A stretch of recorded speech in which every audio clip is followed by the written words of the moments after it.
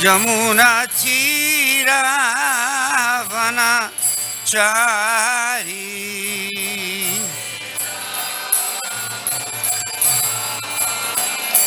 Jamuna Tira Vana Chari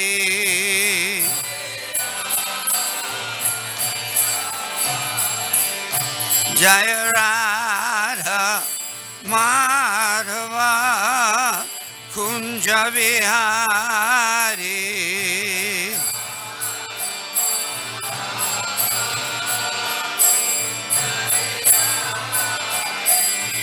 Jaya Radha Madhava Kunja Vihari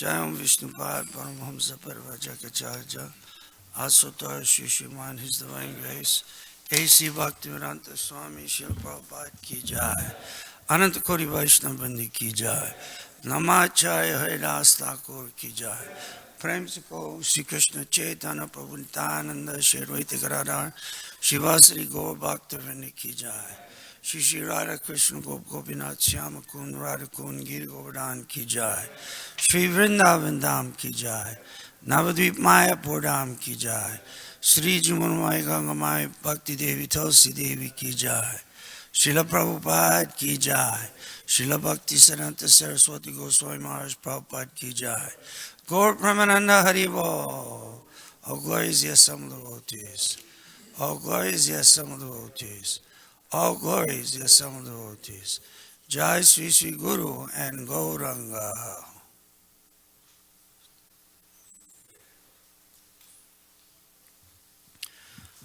Om Namo Bhagavate Vasudevaya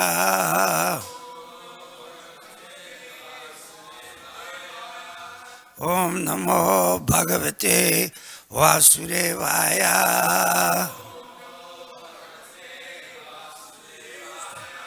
Om Namo Bhagavate Vasudevaya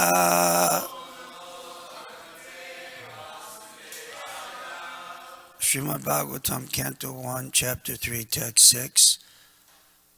Krishna is the source of all the incarnations. Sa eva pratamam deva kaumaram sargam ashvitaha chachara duscharam brahma brahmacharyam akanditam sa eva pratamam deva komaram sargam ashritaha chachara duscharam brahma brahmacharyam akanditam sa eva pramatam deva komaram sargam ashitaha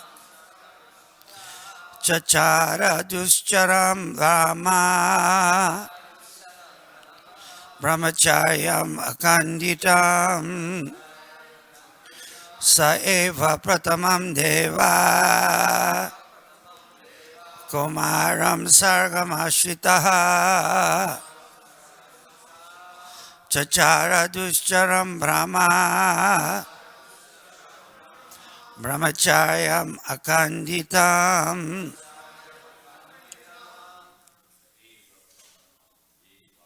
sa eva pratamam deva komaram sargam ashritaha chachara duscharam brahma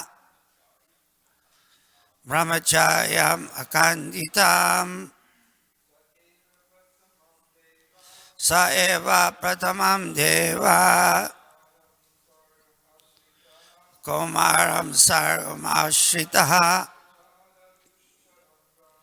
chachara duscharam brahma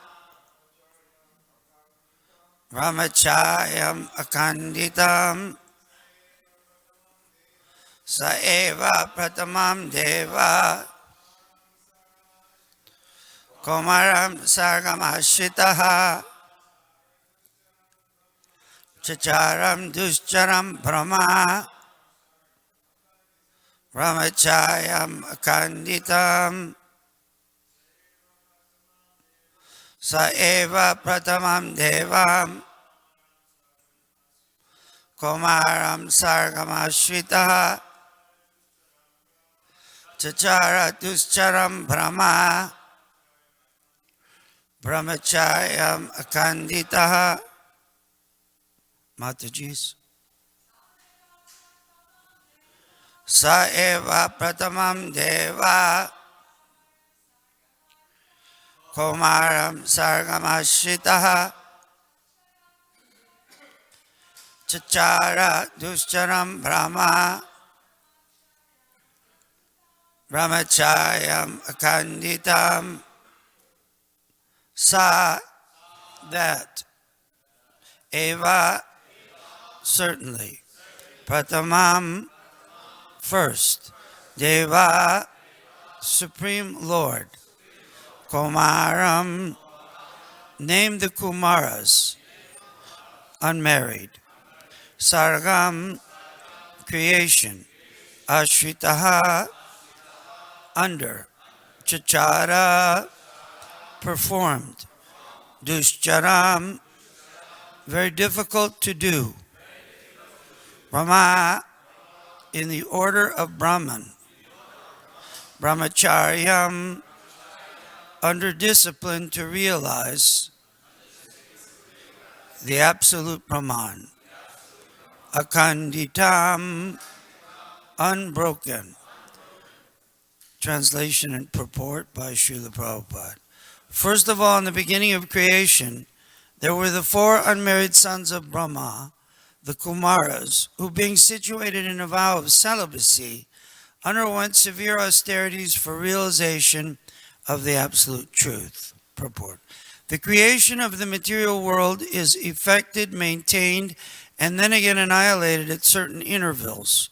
So there are different names of the creations in terms of the particular types of Brahma, the father of the living beings in the creation. The Kumaras, as above mentioned, appeared in the Komara creation of the material world, and to teach us the process of Brahman realization, they underwent a severe type of disciplinary action as bachelors. These Kumaras are empowered incarnations, and before executing the severe types of disciplinary actions, all of them became qualified brahmanas. This example suggests that one must first acquire the qualifications of a brahmana, not simply by birth, but also by quality, and then one can undergo the process of Brahman realization. Sa eva pratamam deva komaram sargamashrita chachara duscharam brahma brahmacharya makanditam. First of all, in the beginning of creation, there were the four unmarried sons of Brahma, the Kumaras, who being situated in a vow of celibacy, underwent severe austerities for realization of the absolute truth. Om Jnana Timirandasya Gyananjana Shalakaya Chaksur Unmilitam Jena Tasmai Sri Gurave Namah. I was born in the darkness of ignorance, and my spiritual master opened my eyes with the torchlight of knowledge. I offer my respectful obeisances unto his lotus feet. So here, the understanding of performing austerity and penance is given in the Srimad Bhagavatam. Not that one can be born into spiritual advancement, but one has to gain that spiritual advancement through severe austerities and penance. Of course, we know that it isn't austerity and penance alone, that Krishna, being pleased by our austerity and penance, gives us the opportunity to advance in devotional life. Just like we are performing the Kartika Brata, the fourth month of the Chaturmasya season. Chaturmasya means there are 4 months of the rainy season in India, not so much in Los Angeles, the rainy season. We pray that happens any time, but usually no rain. In India, 4 months of the rainy season, the saintly persons, they stay in one place. So instead of traveling, they stay secure, and during that time, they perform great penances and austerities. In the 4th month, which is the Damodar Brata, the month of Damodar, they perform even more severe austerities. We, these days, in the 4 months of the rainy season, Srila Prabhupada has outlined for us, first we don't eat green leafy vegetables. The 2nd month we don't eat yogurt. 3rd month we don't eat milk. And now in the 4th month, no urd dal. Of course, no meat, fish, and eggs. And no urd dal. You may say, hey, that's easy. Means no idli, no dosa. Unless you make it with something else, I don't know. But generally with urd dal. No idli, no dosa for 1 month. I just read that last night, so. But the great sages, in the 4 months of the rainy season, they perform severe austerities and penance. Actually, in the 4th month of Damodar, for 4 months, they would practice the austerities. At the end of Chaturmasya begins the Katyayani Brata. And the Katyayani Brata goes on for another month, right at the end of the Damodar Brata. The Katyayani Brata is the gopis, young gopis, were worshipping Mother Katyayani, Durga, to get Krishna as their husband. So for 30 days they were performing themselves great austerities and penances. They would eat once a day, every 24 hours. They would eat havishan, is rice and mung beans boiled together with no salt, no pepper, no turmeric, no cumin, no asafoetida, nothing. Rice and mung bean boiled, finished. Eat once in a day. And then they would go bathing. Of course, we know the transcendental story. When they would bathe, one time Krishna knew they were bathing. They were worshiping Katyayani to get Krishna as their husband. They wanted to be married to Krishna. So on the last day of Katyayani Brata, the gopis went, after performing their austerities, to bathe in the waters. I guess it was the Jamuna. And there, Krishna appeared in the trees and stole the garments from the gopis. I always thought, I think I've mentioned before, as I was trained from a young boy, that God is an old man in heaven with a beard and a cane, and he's mean and ornery, and and he punishes everyone. Step out of line, you are in trouble. My mother would tell me, anytime I'd step on a nail, scrape my elbow, bump my head, Just see how God has punished you. So I knew it wasn't me being clumsy. God is punishing me constantly.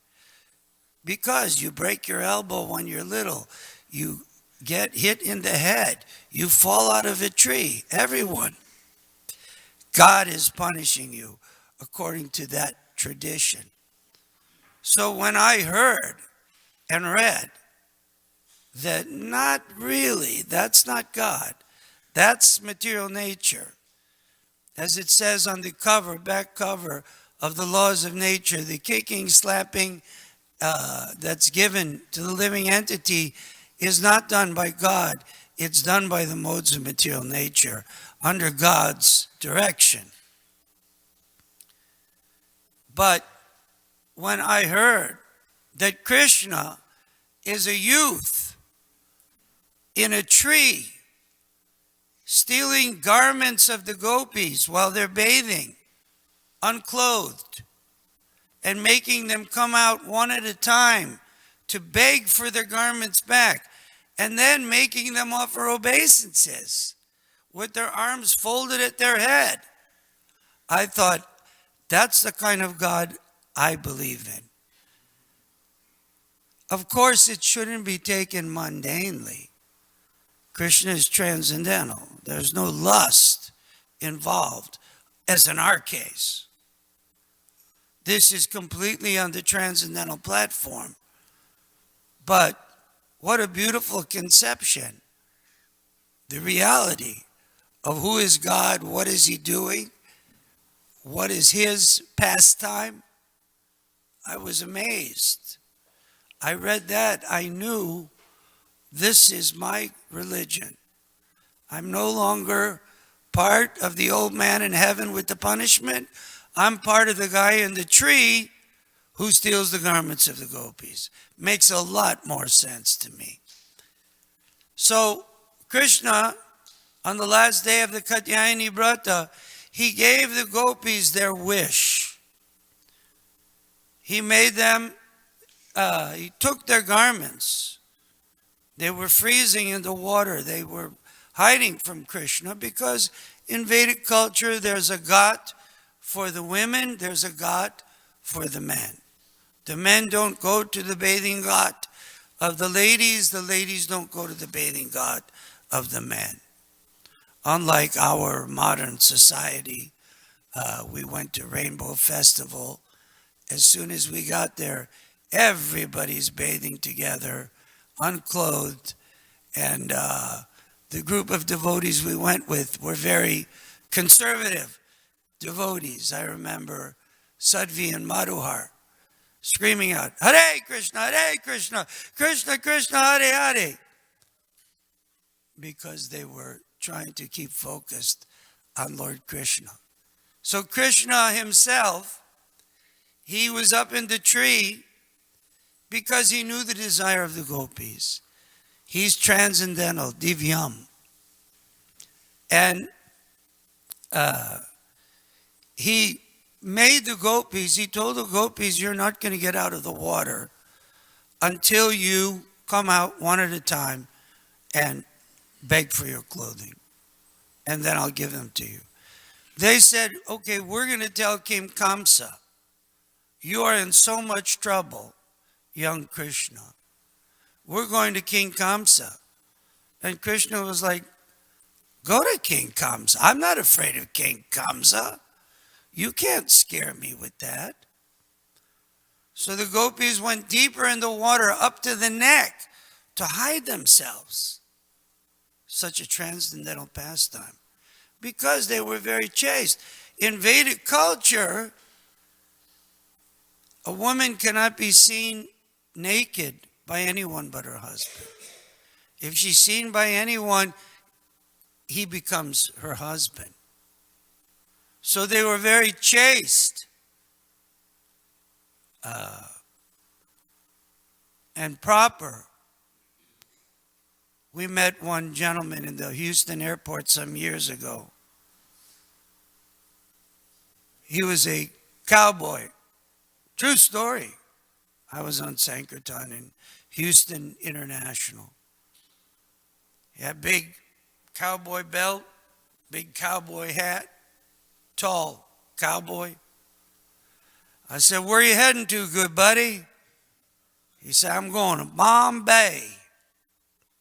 I said, no kidding. I've been over there several times, 5 times. He said, oh yeah, what are the women like over there? I said, it's not like that.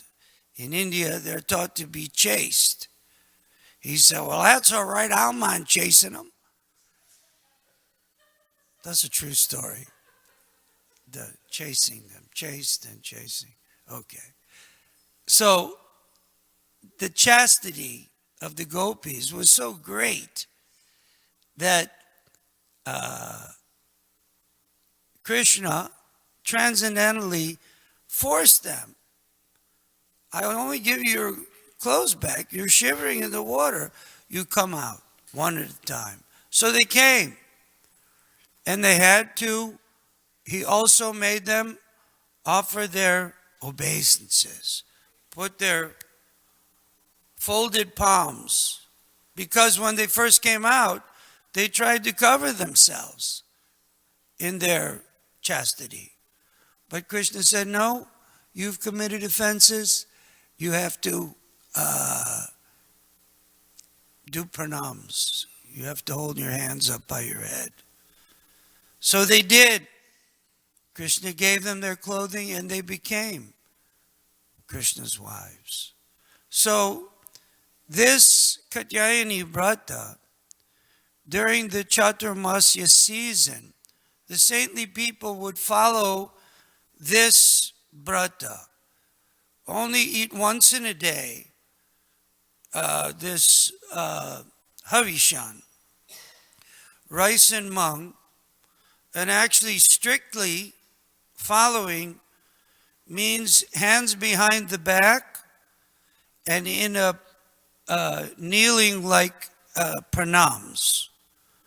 And as soon as you get out of that, if you know what I'm saying, you, like Brigupati's doing, get the camera on Brigupati.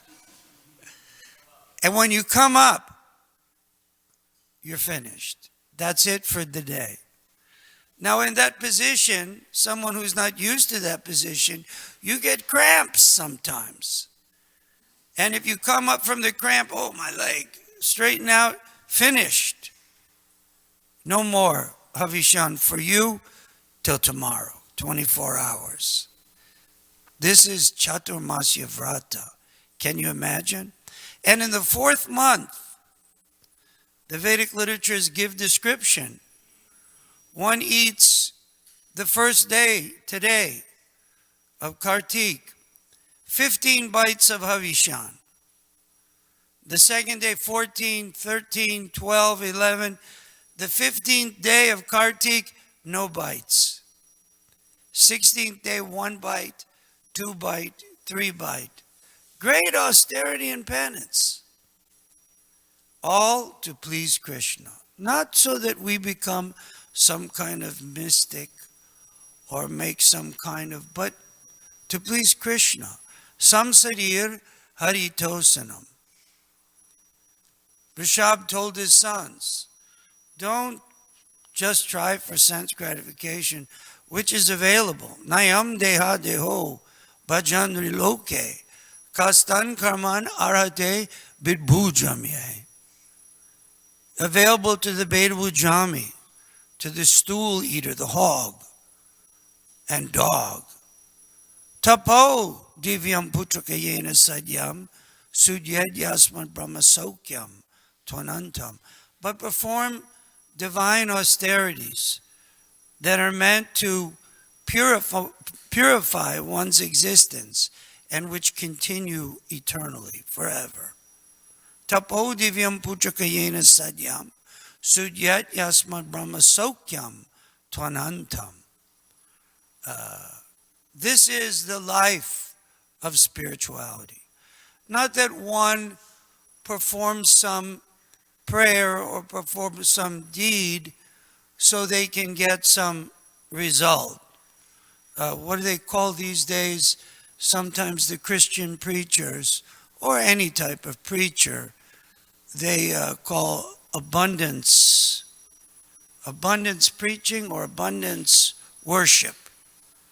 That if you worship, you'll get abundance. If you worship the Lord, He will give you everything. We don't preach that. We preach something a little bit different. If you worship the Lord, He'll take away everything. He is known as Hari, He who takes away. Krishna, in his first installation of mercy, takes away everything from the devotee. He takes your money. He takes your girlfriend, boyfriend. He takes your... This is Krishna consciousness. Everyone's experience. You become Brahman, everything's taken away. You've got nothing. Your false ego gets taken away. I think every devotee experienced. When they got Brahman initiation, the next day they had nothing but Krishna. Krishna arranges. He takes away everything. But, just like our Srila Prabhupada, Krishna's second installation of mercy, Bhagavatam says, and Srila Prabhupada exhibited, he gives the devotee everything to use in Krishna's service. When he knows how to use it properly, he gives back the devotee everything. Not that you go to the church in Houston and you immediately become full of abundant life. They were at the church in Houston and it was flooding and people were homeless. They lost everything. Pray to God and God will give you everything. Life will be abundant. And they were suffering. They didn't even have somewhere to go to the bathroom, as they say in my country. We won't give the exact example. And the preacher is praying. Pray to God, He'll give you everything. And people are coming. We have no place to stay. We're homeless. And the church locked the doors. Well, you can't come here. We're too abundant for you. They locked the doors to the suffering people and left them on the streets of Houston. Our Krishna consciousness is not like that. Devotee, as we heard, I think it was yesterday or maybe Sunday feast, Prabhupada said, devotee is paradukkha dukhi. He sees the suffering of others and that is his suffering. Our happiness is when we see others engaging in Krishna consciousness. And our suffering is when we see people are not, and when we see people suffering in this world and not being Krishna conscious. It isn't that our happiness is we get some abundance and we become happy, because that comes and goes. It's chapala sukha. And we don't teach people, pray for abundance. I know there was one my mother had joined, I've said before, a religious group, and they were chanting mantras. It was a kind of a Buddhist group. And in that group, you chant the mantra from Japan, and you get anything you want. You can get a car, you can get a house. Just pray this mantra. They give you an altar, everything. She was so advanced, she got the altar. They're called Gahanza. I don't know what it means in Japan, but it's an altar. And I said, I know that philosophy, Mother. What are you praying for? She said, I'm praying that you leave Hare Krishna. I said, it doesn't seem to be working, does it? She said, no, I think I'm going to give it up. She was praying every day, not understanding what devotional service is. Get my son out of the Krishna conscious movement.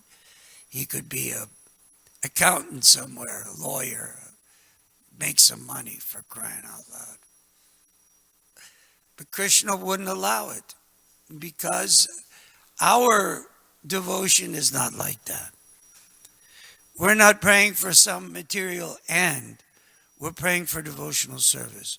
Oh my Lord, oh energy of the Lord, please engage me in your service. What a beautiful prayer. I've been serving this material energy for lifetime after lifetime. Now please, let me just serve you. And the tapasya means tapasa brahmacharjena samena cha tamena cha chagena satya sochabhyam yamena niyamena va. The Vedic literature state one should live a life of austerity and penance, not fall down. But that austerity and penance is not for some material gain. That austerity and penance is to please the Lord Hari. Hari lilamrita bachaha. Samsadir haritosanam. To give pleasure to God. Because if God's pleased, we're pleased. We were here in Los Angeles. Prabhupada said,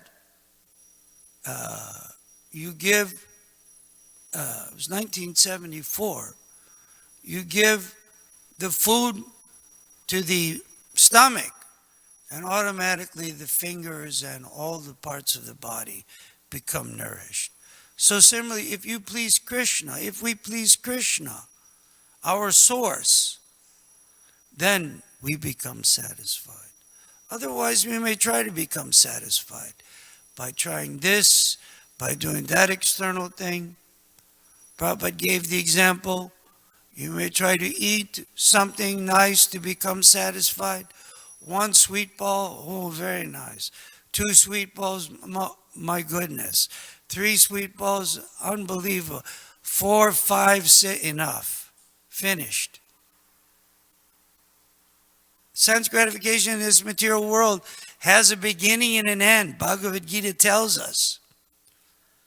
Therefore, those who are seeking after spiritual knowledge, they engage in divine austerities meant to please the self, yayatma suprasidati, meant to please the supreme self, and then we become satisfied.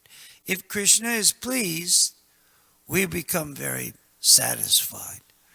But if Krishna is displeased and we try to satisfy ourselves, we'll never become happy. So this month of Kartik, as this verse is pointing out, to come to the level even of Brahman realization, to come to the first stage, one must perform austerities and penances. For us, during this month of Kartik, I don't know anyone in here, but maybe you are following the Chaturmasya Havishan. I can give you the formula if you want after class, but it's quite austere. Otherwise, we're performing devotional service. We're offering the candles and chanting the beautiful prayer to Lord Damodar, who his mother tried to tie with a rope, but would never have enough rope. Such amazing pastimes, such a wonderful understanding of who is God. You study other philosophies, religions, what to speak of impersonalism. You don't get to understand who is God. God is a light, is not very personable. There's not a lot of activities for a light. I don't know many lights that have pastimes. Maybe someone has a pastime with the light. I've never had so much pastime with lights. Maybe when they go out, but that's called darkness. When the electricity goes out in Los Angeles, or that's our pastime. But with Krishna, so many awesome pastimes. He's a person. He's a personality. And everything is there. We were at one Vedanta Kirtan.